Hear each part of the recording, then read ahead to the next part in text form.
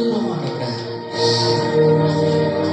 எத்தனை இன்னல்கள் வந்தால், எத்தனை போராட்டங்கள் வந்தால், உம்மை மாத்திரம் சார்ந்து வாழ்கிற இருதயம், உம்மை மகிமைப்படுத்துகிற இருதயம், நம்பி வாழ்கிற இருதயத்தை தேவன் கட்டளையிடுகிறார். முழு உண்மையா என்னுள்ள முழு உண்மையை மக தருகிறேன், மக தருகிறப்பா. என்னை ஏற்றுக்கொள்ளுங்க, என்னை ஏற்றுக்கொள்ளுங்க. சொல்லுங்க, எல்லாரும் சொல்லுங்க, என்னை ஏற்றுக்கொள்ளுங்கப்பா. என்னை புதுப்பீங்க அப்பா. உமக்கு ஏற்ற பிள்ளையா என்னை மாற்றுங்க. என்னை அர்ப்பணிக்கிறேன். ஆண்டவரின் ஆசீர்வதிங்க. இயேசுவின் நாமத்தில் கேட்கிறோம் என் ஜீவனுள்ள நல்ல தகப்பனே, ஆமென். அப்படியே அமர்ந்து கொள்வோம். கர்த்தருடைய வார்த்தைக்குள் நாம் கடந்து சொல்ல போகிறோம். கர்த்தர் நல்லவர். இந்த நாளிலும் ஜீவனோடும் சுகத்தோடும் வைத்து ஒரு நாளை நமக்கு கூட்டி தந்து கர்த்தருடைய பிரசன்னத்தினாலே, கர்த்தருடைய மகிமையினாலே நம்மை நிரப்பி பாதுகாத்துக் கொண்டு வருகிற நடத்துகிற மகா பெரிய இரக்கங்களுக்காக, கிருபைகளுக்காக ஆண்டவருக்கு நான் நன்றி செலுத்துகிறேன். ஹல்லேலூயா, ஹல்லேலூயா, ஹல்லேலூயா.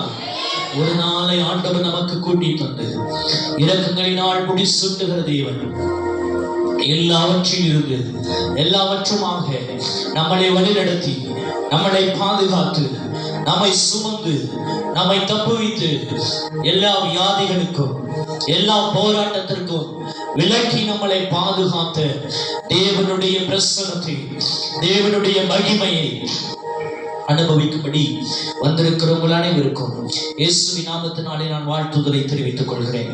இந்த நாளிலும் நம் மூலமாய் தேவன் எப்படி மகிமைப்படுகிறார் என்றதான தலைப்பிலே சில வார்த்தைகளை நாம் தியானிக்க இருக்கிறோம். அல்லேலூயா. நம்முடைய மூலமாய் கர்த்தர் நம் மூலமாய் மகிமைப்படுகிறார். கர்த்தர் நம் மூலமாய் பெரிய காரியங்களை செய்கிறார். ஏசாயா 43ஆம் அதிகாரம் 7ஆம் வசனம் இப்படி சொல்கிறது: நான் என் மகிமைக்கு என்று சிருஷ்டித்து உருவாக்கி படைத்து என் நாமம் தரிக்கப்பட்ட யாவரையும் கொண்டு வா என்றார். அல்லேலூயா.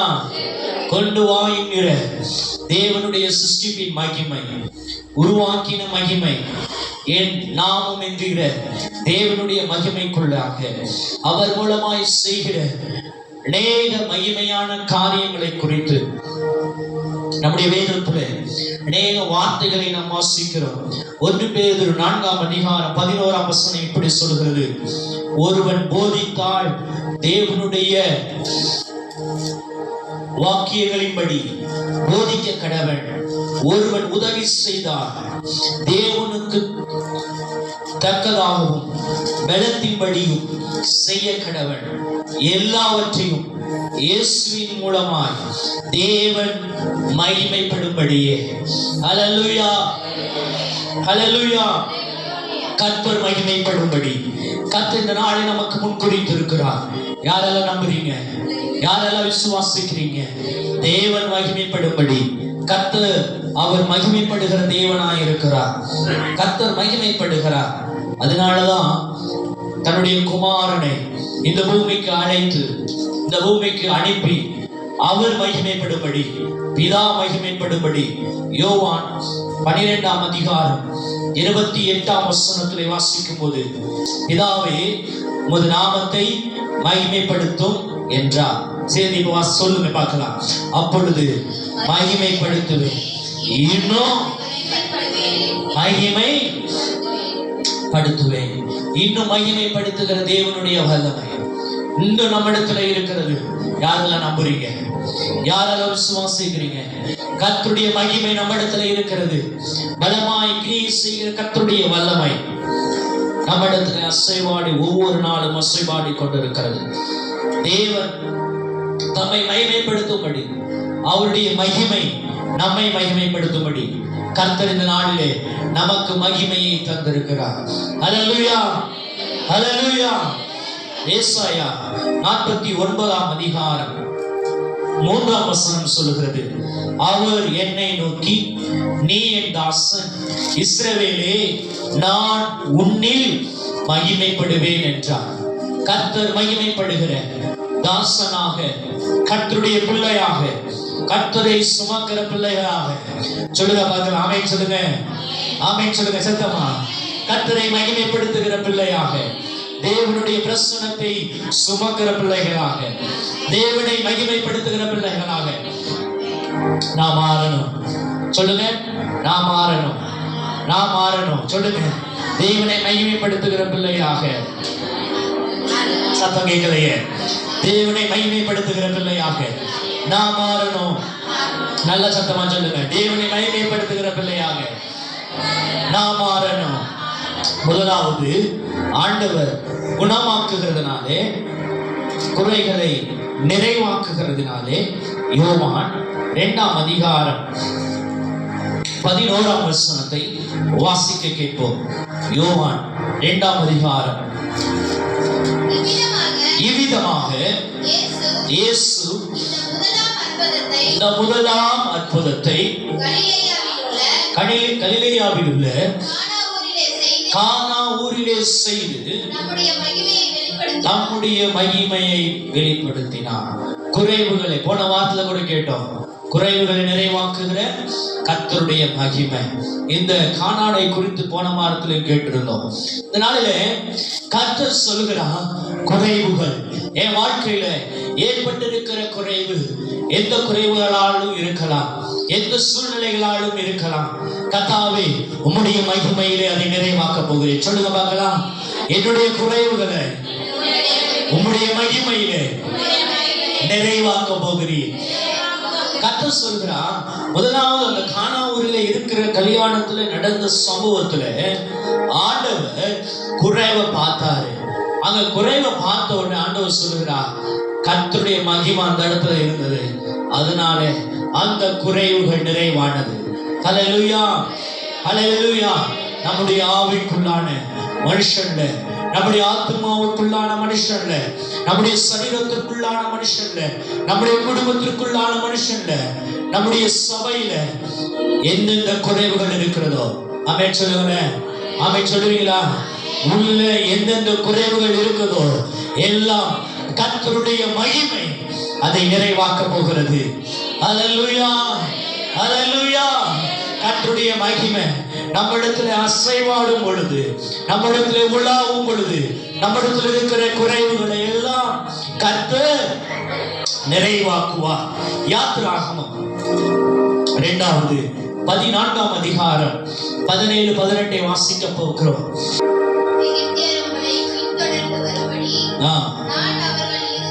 நான் அவர்கள் இருதயத்தை கடினப்படுத்தி பார்வோனாலும்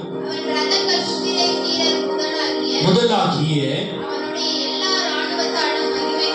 தொடர்ந்து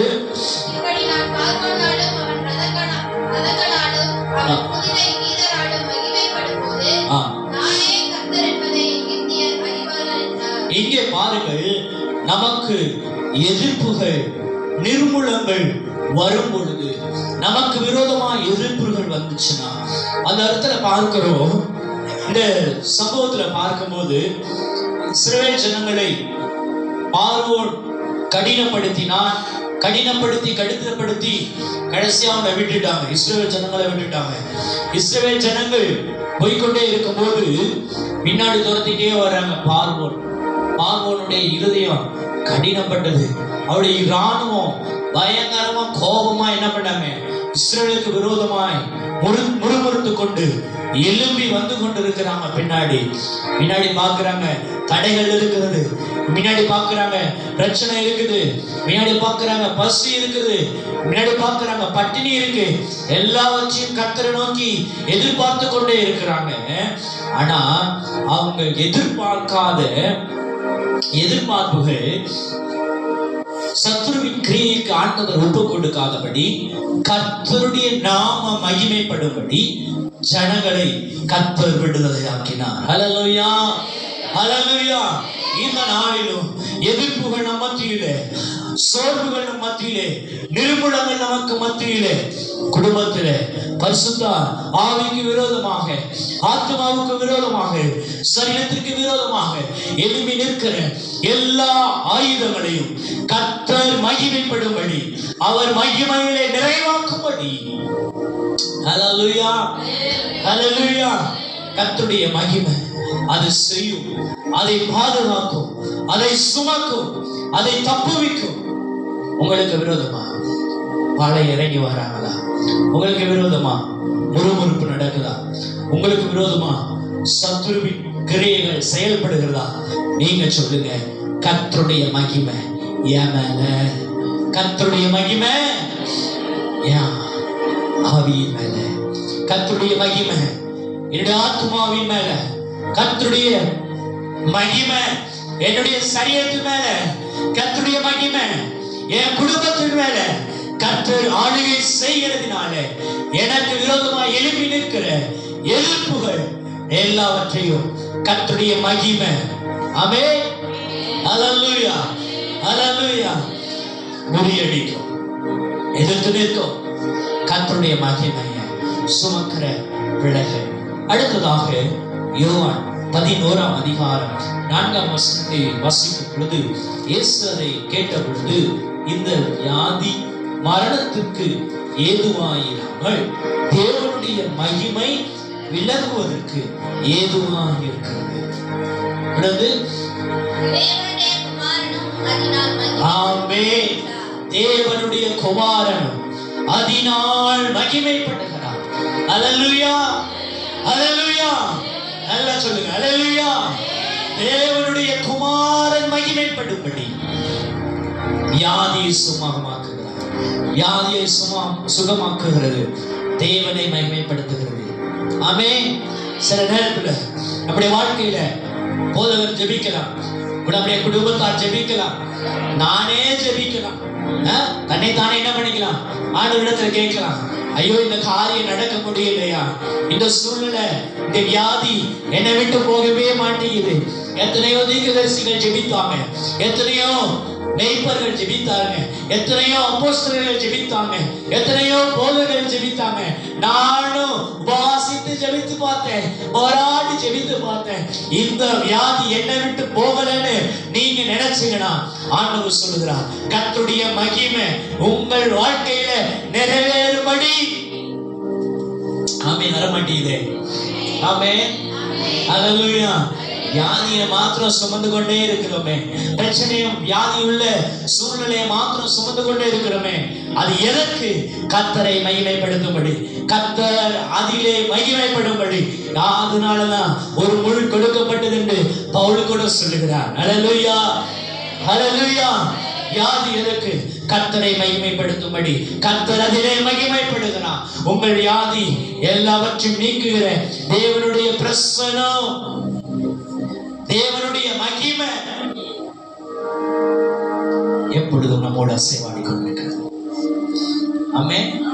சொல்லுவீங்கன்னு பார்த்தா என்ன சொல்லவே மாட்டீங்க. ஆமென். 1 பேதுரு 4ஆம் அதிகாரம் 14ஆம் வசனத்தை வாசிக்கிறோம். நீங்கள் கிறிஸ்துவின் நாமத்தின் நிமித்தம் நிந்திக்கப்பட்டோம் பாக்கியவான்கள். தேவனுடைய ஆவியுள்ள மகிமையுள்ள ஆவியானவர் என் மேல தங்கி இருக்கிறார். சொல்லுங்க பார்க்கலாம், என் மேல தங்கி இருக்கிறார். தேவனுடைய மகிமையுள்ள ஆவியானவர் என் மேல தங்கி இருக்கிறார். தூஷணங்கள் வரலாம், என்ன வரலாம்? தூஷணங்கள் வரலாம், முறுமுறுப்புகள் வரலாம். ஆமென் சொல்லுங்க. ஹல்லேலூயா. எல்லாவற்றையும் மேற்கொள்ளுகிற தேவனுடைய பிரசன்னம், தேவனுடைய மகிமை. ஹல்லேலூயா. தூஷணை பார்த்து கலங்கிடக்கூடாது, முறுமுறுப்பை பார்த்து என்ன பண்ணிடக்கூடாது, கலங்கி போயிடக்கூடாது, கண்ணீர் சிந்திடக்கூடாது. கர்த்தரே, உம்முடைய மகிமை ஆவியானவர் எனக்குள்ளே வாசம் பண்ணுகிறீர், நீங்கதான் அப்படின்னு சொல்லிட்டா போதும். ஹல்லேலூயா. அந்த தூஷணத்தை, அதுக்கு நமக்கு விரோதமான இருக்கிற முறுமுறுப்பை பேசுறவங்க பேசட்டும், எல்லாவற்றையும் கர்த்தர் மகிமையிலே இருக்கிறவர். மகிமையிலே அவர் முடிவுக்கு கொண்டு வருகிறார். ஆமென். வரமாட்டேன். அடுத்ததாக தேவனுக்கு பயப்படும் போது கர்த்தர் நம்மளை மகிமையால் நிரப்புகிறார். தேவன் நம்மளை நிரப்புகிறார். வாசிக்கிறார். லேவியராகமம் 10ஆம் அதிகாரம் 3ஆம் வசனம். 10ஆம் அதிகாரம் 3ஆம் வசனத்தை வாசிக்கும் பொழுது, அப்பொழுது மோசே ஆரோனை நோக்கி, என்னிடத்தில் சேருகிறவர்களால் நான் பரிசுத்தம் பண்ணப்பட்டு சகல ஜனங்களுக்கு முன்பாக நான் மகிமைப்படுத்துவேன் என்று கர்த்தர் சொன்னார் என்றார். ஆரோன்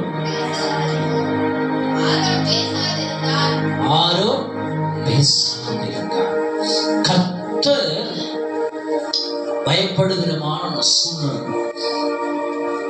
அந்த சூழ்நிலை கர்த்தருக்கு பயப்படுகிறது. கர்த்தரை மகிமை எந்த சூழ்நிலை பார்த்தீங்கன்னா, நான் இழந்தாலும் படுத்திருந்தாலும் என் வார்த்தைகள் என் சிந்தனைகள் எல்லாம் என்னவா இருக்கும்? கர்த்தருக்கு பயப்படுகிற பயம், கர்த்தரை பற்றுகிற பயம் எனக்குள்ளே இருக்குமானால் நான் என்ன பண்ண, இடறி போக மாட்டேன், விழுந்துட மாட்டேன். பரிசுத்த ஆவியானவருடைய மகிமை என்னை பாதுகாக்கும். ஆமென். பயம் இல்லைன்னு வச்சுக்கோங்களேன், பாவத்தை மேற்கொள்கிற இருதயம் நமக்கு இருந்துச்சுன்னு வச்சுக்கோங்களேன், நம்ம விழுந்து போயிடுறோம்.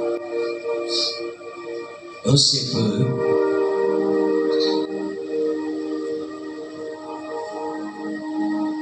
அவனுக்கு பாவம் செய்கிற சூழ்நிலைகள் வந்தது. தேவன் நம்ம இடத்துல இல்ல, ஜனங்கள் யாரும் நன்னை பார்க்க முடியாதுதான் அப்படின்னு அவன் நினைச்சான். ஆனா இருதயத்துல கர்த்தருடைய மகிமை அவனுக்குள்ள இருந்ததினால அந்த பாவத்துல நிற்கும் பொழுது கர்த்தருடைய ஆவி அவனுக்குள்ளான பேசினது.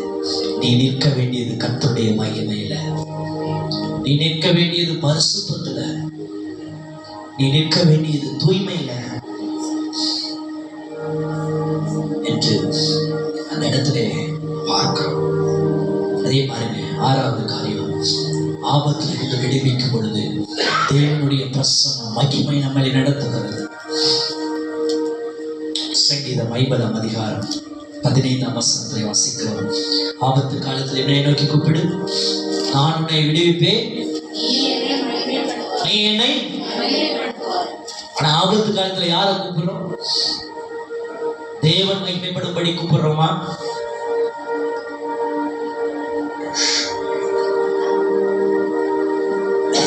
ஆழ்க்க போகுது. மகிமையுள்ள தேவன் ஆபத்து காலத்துல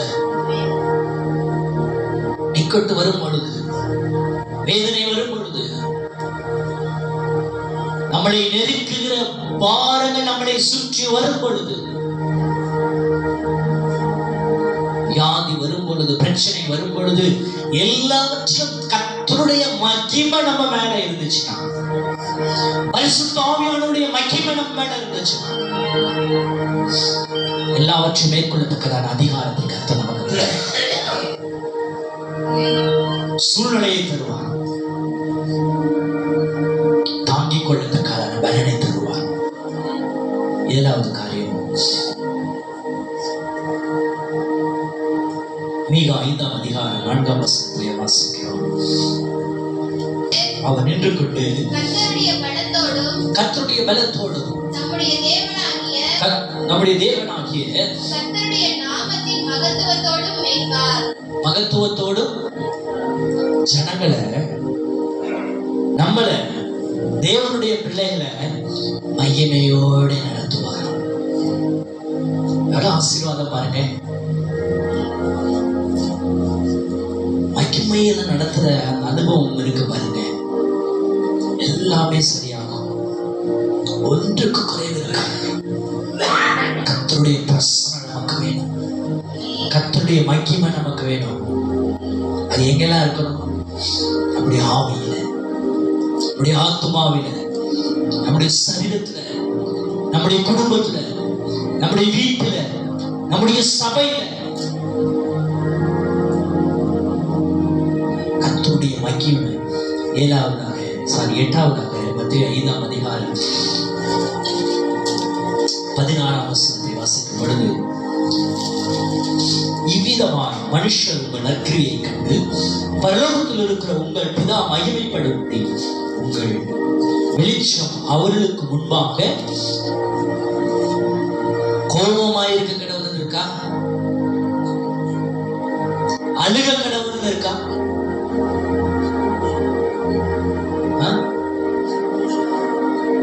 அகத்தின் அழகு முகத்தில் தெரியும் சொல்லுவாங்கல்ல, 3 இருக்கான். உள்ள என்ன இருக்கு? மகிமை இல்லை. அதுதான் சொல்றாரு, அவர்களுக்கு முன்பாக பிரகாசிக்க கடவுது. அந்த தேவனுடைய மகிமை, உங்களுக்குள்ள இருக்கிற மகிமை, உள்ளான மனிதனுடைய மகிமை என்ன பண்ணுமா? எலிமினேட் பண்ணும். ஆனா தேவனுடைய மகிமையை மாத்திரம் நம்ம என்ன பண்ண மாட்டோம்? கேட்கவே மாட்டோம். தேவனுடைய பிரசன்னத்தை மாத்திரம் நம்ம என்ன பண்ண மாட்டோம்? ஆமா, 8 காரியம் தான் பார்த்தோம். நான் லைனா சொல்றேன். முதலாவது, குறைவுகளை நிறைவாக்கும் போது, எதிர்ப்புகள் நீக்கப்படும் போது. எதிர்ப்பு நமக்கு வந்துச்சுன்னா அதுல இருந்து நம்ம என்ன பண்ணணும்? விடுதலையாக கர்த்தருடைய மகிமை வேணும். வியாதிகள் நம்மளை மேற்கொள்ளப்படும் போது மகிமை வேணும். தூசணம் வரும்போது நமக்கு மகிமை வேணும். தேவனுடைய பயபக்தி நமக்குள்ளே உண்டாகும்படி ஆபத்து காலத்தை அடுத்து, ஆபத்து காலத்துல 6வது ஜனங்கள், 7வது ஜனங்கள் நடத்த வேண்டிய விதத்துல நடக்கும் போது, கடைசி 8வது பார்க்கிறோம், நம்முடைய கிரியை வெளிப்படுத்தும் போது. அதான் சொன்னேன், நம்முடைய கிரியை நம்ம எப்படி பேசுறோம், நம்ம மற்றவர்களை எப்படி நம்ம நடந்து கொள்கிறோம்,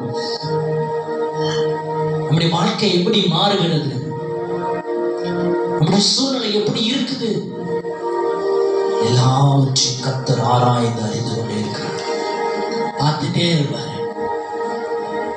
ஞானஸ்தானம் எடுத்துட்டோம், ரட்சிக்கப்பட்டுட்டோம், ஞானஸ்தானம் எடுத்துட்டோம், நீ பாசையை பெற்றுக்கொள்ளல, அப்படியே வாழ்றோம்.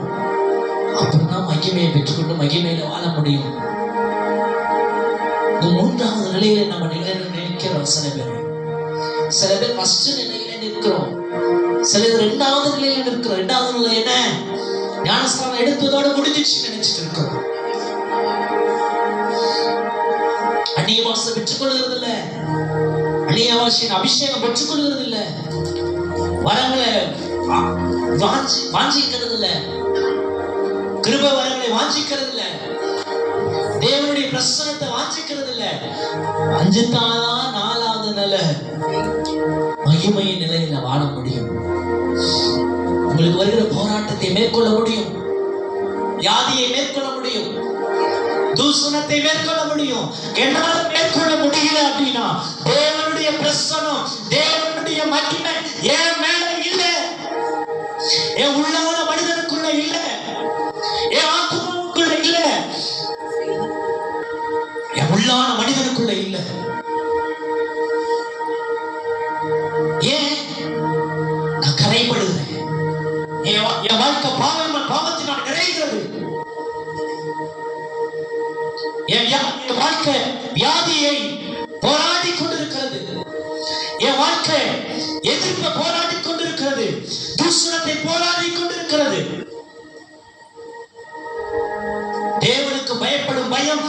நமக்குள்ளே இல்லாதனாலே தேவனுடைய மகிமையை என்னாலும் சுமக்க முடியல. ஆமென் சொல்லுங்க. அல்லேலூயா சொல்லுங்க. இன்னைக்கு ஒரு தீர்மானம் எடுக்கணும். நீங்க என்ன தீர்மானம் எடுக்க போறீங்க? வந்தேன், பாட்டு பாடினேன், உட்கார்ந்து கேட்டேன், அப்படியே நான் போறேன். அப்படியா? என்ன தீர்மானம் எடுக்க போறீங்க? என்ன தீர்மானம் எடுக்க போறீங்க? என்ன தீர்மானம் எடுக்க போறீங்க? தேவனுடைய மகிமைக்குள்ள வாழ்வேன், தேவனுடைய பிரசன்னத்துக்குள்ள வாழ்வேன், என்னை கரைப்படுத்தப்படாதபடி பார்த்துக் கொள்வேன்.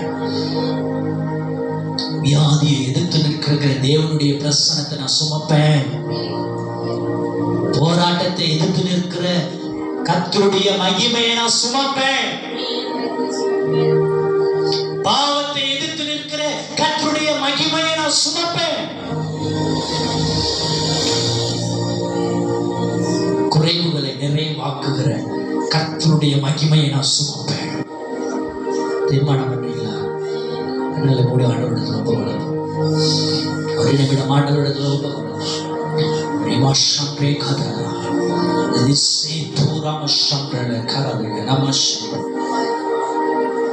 அப்பா, ஆண்டவருடைய கரத்தில் ஒப்பு கொடுக்கிறோம். அப்பா, இந்த வார்த்தையை கேட்கிற ஒவ்வொரு பிள்ளைகளும் அவருடைய இருதயத்திலே, அவருடைய சிந்தனையிலே, அவருடைய சரீரத்திலே தேவனுடைய மகிமையின் பிரசன்னத்தினால் நிரப்பப்படட்டும். வியாதியை எதிர்த்து நிற்கிற, குறைவுகளை எதிர்த்து நிற்கிற, துஷ்சனங்களை எதிர்த்து நிற்கிற, கர்த்தருக்கு பயப்படுகிற ஆவியை பெற்றுக் கொள்ளுகிற, ஆபத்துக்கு எதிர்த்து நிற்கிற, உம்மோடு நடக்கிற அனுபவத்திலே வளர, உம்மோடு வாழ்கிற அனுபவத்திலே வளர கர்த்தர் உதவி செய்கிறார். வாய்களை தாறுமாறாக்குகிற பொல்லாத சத்துருவின் கிரியைகளை இயேசுவின் நாமத்தினாலே இப்பொழுது அவருடைய சரீரத்தை விட்டு, அவருடைய சிந்தனையை விட்டு, பழைய பாவமான பிசாசின் கிரியைகளை இயேசுவின் நாமத்தினாலே இவர்களுடைய சரீரத்தை விட்டு வெளியேற்ற கர்த்தர் பரிபூரண விடுதலை தருவீராக. மகிமையினால் நிரப்புவீராக. ஆசீர்வதிங்க. இயேசுவின் நாமத்தில் கேட்கிறோம்.